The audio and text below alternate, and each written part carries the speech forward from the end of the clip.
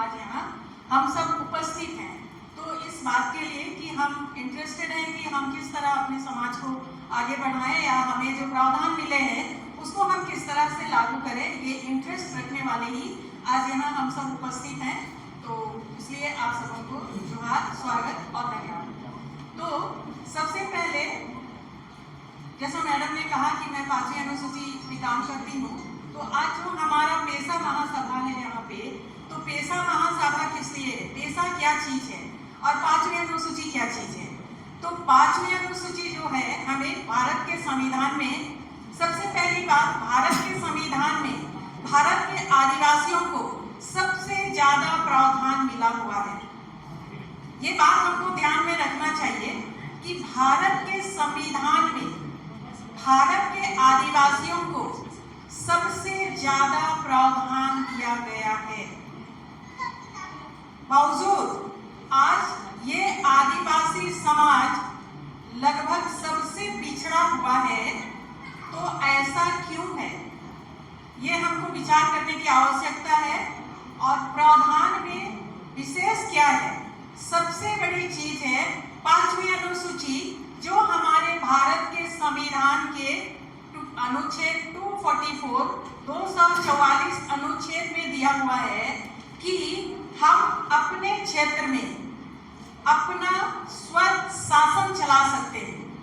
कहने का मतलब 5वीं अनुसूची जो क्षेत्र है उस क्षेत्र में भारत सरकार और राज्य सरकार, कहने का मतलब मोदी सरकार और हेमंत सरकार आपके हमारे 5वीं अनुसूची क्षेत्र में शासन नहीं कर सकती है। ये है 5वीं अनुसूची। तो फिर शासन कौन करेगा, वहां के आदिवासी वहां के शासक होंगे और साथ में उस क्षेत्र में रहने वाले आदिवासी और मूलवासियों के लिए 5वीं अनुसूची में जो प्रावधान दिया गया है वो उनके लिए है। अंग्रेजी में कहा गया है कि 5th शेड्यूल एरिया में those who are living in this area, this provision is provided for them। कहने का मतलब, मैं ऐसा क्यों बता रही हूँ, क्योंकि अभी हमारा जो 5वीं अनुसूची क्षेत्र है, शायद यहाँ बैठे काफी लोगों को पता है, फिर भी मैं एक बार बता देना चाहूंगी कि हमारा 5वीं अनुसूची क्षेत्र कौन सा है हमारे झारखंड में। ऐसे देखा जाए तो हमारे भारत में 10 राज्य में वहाँ आदिवासियों का शासन व्यवस्था चलेगा, वो अपने हिसाब से वहाँ शासन करेंगे। वहाँ भारत सरकार की नहीं चलेगी, वहाँ स्टेट गवर्नमेंट की नहीं चलेगी। वहाँ आदिवासियों का स्वयं शासन व्यवस्था जो परंपरागत चला आ रहा है वो इतना सटीक एंड वैल्यूएबल है कि उसको भारत का संविधान जब बना उसमें भी उसको लिखा गया कि हाँ, इस क्षेत्र में आदिवासी रहते हैं और आदिवासी अपने हिसाब से यहाँ शासन करेंगे। इतना बड़ा प्रावधान मिला है। और शासन करेंगे का मतलब क्या होता है, वहाँ का टोटल संसाधन, जल जंगल जमीन हमारा है। हम ये नारा लगाते हैं तो इसका मतलब हमको समझना होगा, और हम कुछ समझते भी हैं कि जल जंगल जमीन हमारा है, वो राज्य सरकार का नहीं है, झारखंड सरकार का नहीं है, भारत सरकार का नहीं है, वो वहाँ की शासन व्यवस्था का है। वहाँ जो शासन कर रहा है उसका है। वहाँ शासन कौन कर रहा है, ग्राम सभा। कौन सा ग्राम सभा, पारंपरिक ग्राम सभा। ग्राम सभा आज बना हुआ है, सब जगह आप जाएंगे कहेंगे कि हाँ ग्राम सभा है, लेकिन वो ग्राम सभा नहीं जो अभी है।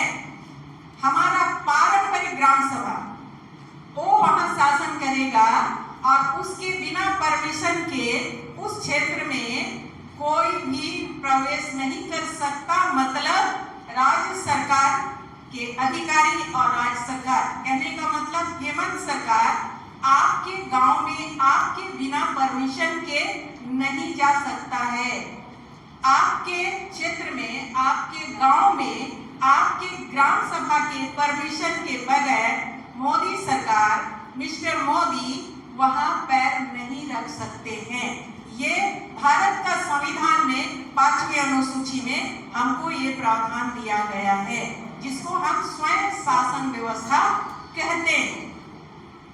लेकिन दुर्भाग्य ये है कि भारत देश आजाद होकर संविधान लिख के 76 ईयर होने को है, लेकिन आज भी ये सिस्टम वहां लागू नहीं हुआ। और जो था पहले से, जिसको ये मान्यता मिला हुआ है, उसको मिटा दिया गया है षड्यंत्र के तहत। और इसमें हमारी भी जिम्मेदारी है कि हमने उसको कंटिन्यू नहीं किया।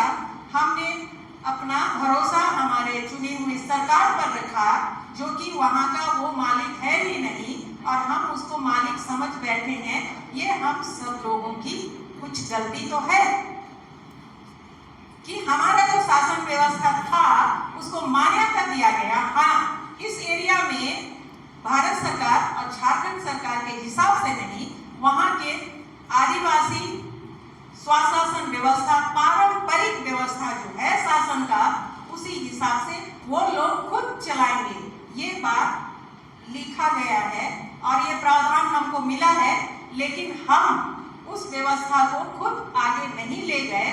और ये जो षड्यंत्र के तहत भारत सरकार और झारखंड सरकार हमारे साथ धोखा किया है, और आज की तारीख तक ये लूटकांड मचा रखा है। यदि जल जंगल जमीन हमारा है, तो ये मैं समझाने के लिए एक बार फिर कहूंगी, ये रांची गांव है और ये एक ग्राम सभा क्षेत्र है, और हम यहाँ बैठे सब लोग इस रांची गांव के निवासी हैं। और यहाँ पर हम लोग सबका अपना अपना जमीन है। तो यहाँ अगर कोई मंगरू उरांव करके रहता है, यहाँ हम लोग बैठे हैं, इसमें कोई भी मंगरू उरांव है, रांची गांव के हम लोग वासी हैं, और मंगरू उरांव का जमीन में हम कहते हैं जल जंगल जमीन हमारा है। मैं उसी को बताना चाह रही हूँ। मंगरू उरांव की जमीन में अगर सोना या लोहा का खदान निकलता है, तो वो अगर जल जंगल जमीन हमारा है, तो वो मंगरू उरांव का ही सोना है। रांची गांव के हम लोग निवासी हैं, और हमारे बीच एक मंगरू उरांव है जिसका जमीन रांची गांव में है, और उसके जमीन में सोना का खदान या लोहा का खदान निकलता है, तो वो मंगरू उरांव का है। और उसके बाद उस गांव का है, उसके बाद पंचायत और राज्य और भारत सरकार का है। ये प्रावधान हमको दिया हुआ है, तो हम समझ सकते हैं कि वो मंगरू उरांव का कितना पैसा होगा, और उस गांव का, उस ग्राम सभा का कितना पैसा होगा, और उस राज्य का कितना पैसा होगा। लेकिन आज ऐसा नहीं है, और ये लिखित में है कि वहां जल जंगल जमीन हमारा है। सुप्रीम कोर्ट बार बार हमको बता रही है कि जमीन जिसकी खनिज उसकी।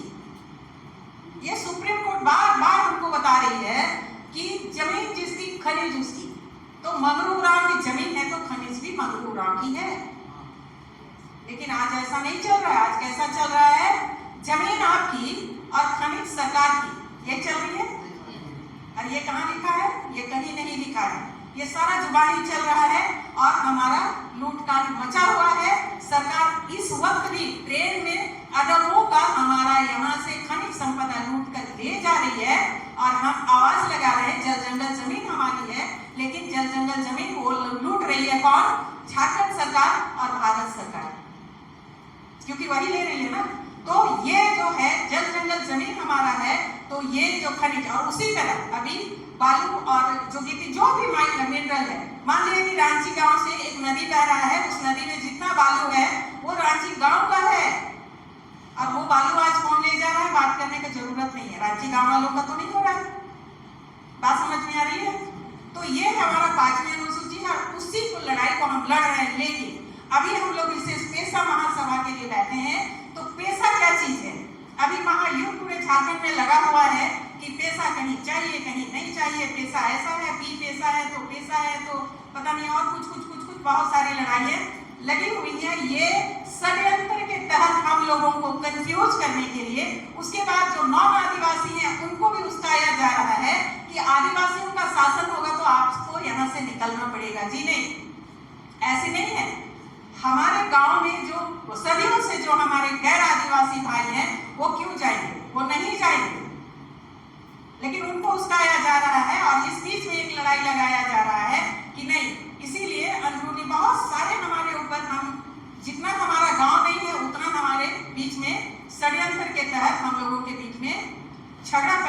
जा रहा है ताकि हम इकट्ठे ना हो और हम इस मांग को रख ना सके और सरकार सुनेगी नहीं, क्योंकि हम बहुत सारा मांग कर रहे हैं। तो सीधी सी बात है, पेशा कानून क्या चीज है वो बहुत डिटेल में सर बताएंगे, लेकिन मैं शॉर्ट में बताना चाहूंगी, क्योंकि बहुत सारे फोन कॉल आते हैं पूरे झारखंड से कि 5वीं अनुसूचित क्षेत्र है तो पेशा कानून का क्यों जरूरत है।